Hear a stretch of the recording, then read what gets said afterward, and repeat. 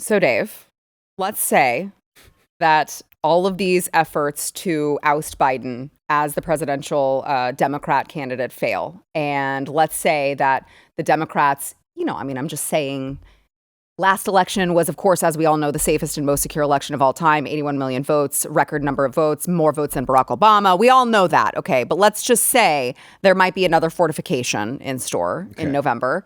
It just I start thinking, what does that mean for America? Nothing good, I don't think. And you made the comment earlier, I don't know, just been talking about secession a little bit with Florida.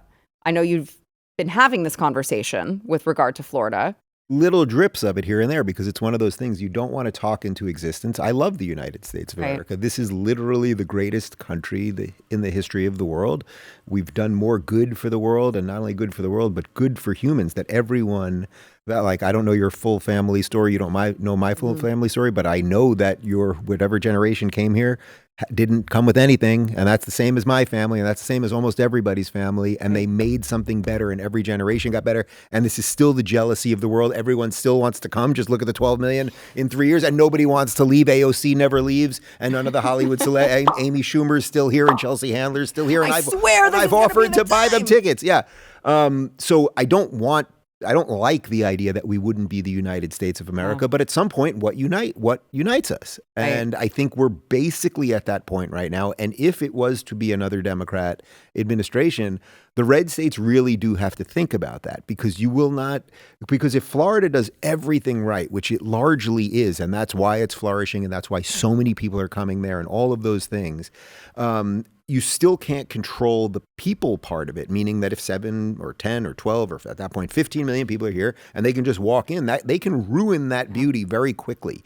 You guys have been you guys Texans have been unbelievably tolerant of what's going on in your state right now. I would be, if what was happening in the border towns of Texas was happening in Florida right now, I would be going completely insane. You've been really great on it, but I mean, I'd be screaming at people all the time. Right. And if the only way out of that is a disconnection, which will be messy, I just see that as better than the alternative. Yeah, I mean, if you can't expect to import the third world and not become the third world, right? I mean, that's just how it's going to happen. Look what's going on in France. Look what's going on in the UK. Look what's going on in Germany. This is just reality. Exactly right. And, I agree with you that I think we are still the greatest country in the world. I feel like we're hanging right on the edge of a cliff that we're about to go off of. Oh. And I mean, when you look at how the country was founded, that is obviously that design, they designed it. I'm not saying it's not without a few flaws here or there, but barely, right, actually. Exactly, right. It can be manipulated, but I don't know what the inherent written flaws are. But yeah. And that's the problem, is that on paper, we are the greatest country in the world. It's not even close. Yeah. But when you have a regime, and I use that word very intentionally, when you have a regime that is weaponizing every single federal agency against half of the country, right? And they're throwing pro-life protesters in prison, and they're clearly abusing their power, and there's nobody there to keep them in check. It's what other option do you have? Because this is not the country that was sold to us, that was promised to us by our founding fathers. And, I'm not trying to say that the Biden regime is as bad as, Vladimir Putin, but at least with Russia and Vladimir Putin, he doesn't shy away from who he is, right? He doesn't pretend like this is some you're in the free country of Russia, right? I mean, he wants you to believe that if you're a journalist who says something bad about him, you may get murdered. Yeah. He owns that. Yes. And I just think there's something so disgusting about the fact that this same regime, who is taking all of the ideas that we were founded on and just throwing them out the window and weaponizing the federal government against us, stands up there and pretends we're so much better than all of these other countries. And that right there is what you're describing is also exactly why wokeness is so evil, because they do it under the guise of being good, as they've destroyed so much. So it's not just that, okay, could America survive if we have 4 years of a Democrat president and we allow another 12 million people in, and okay, Texas is overrun and Florida is overrun, fine. It's not just that. It's not just the crime that can bring in the drugs, like literally the fentanyl and the terrorism and everything else. It's also that the other bad ideas that this administration has imported, DEI, and hiring people based on the color. I mean, Corinne Jean-Pierre is not qualified to work at a bowling alley. No offense to people that work at bowling alleys. Big boy press conference. Big boy press conference. A big boy press conference. She's horrible, but we know why she was hired. Kamala Harris, we know why she was hired.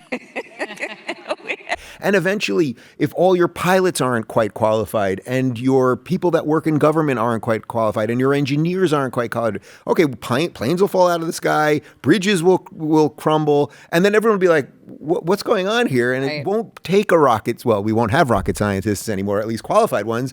We're going to need them to get to Mars, but maybe Elon can get us to Mars before then. But so if there's little things that you can do to mitigate that madness, fortunately, they were written into the docs. No, but I hope that, the left doesn't find out the hard way by, something terrible happening, some sort of tragedy happening with something like airplanes. I hope it's more like all of these, Fortune 500 companies, take a Target or a Bud Light or, one of those that they just make a moronic decision. Hi.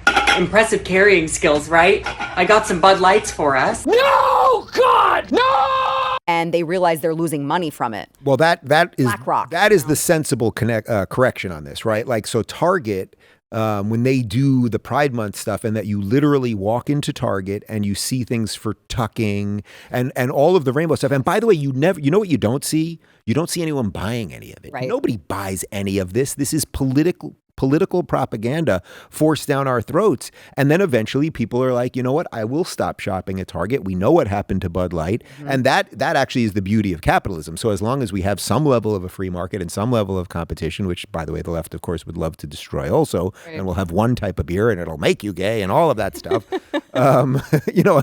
But as long as we still have some level of that and there's some competition, you have some chance to build a better product, to build a better company, to build a better airline, et cetera. Right.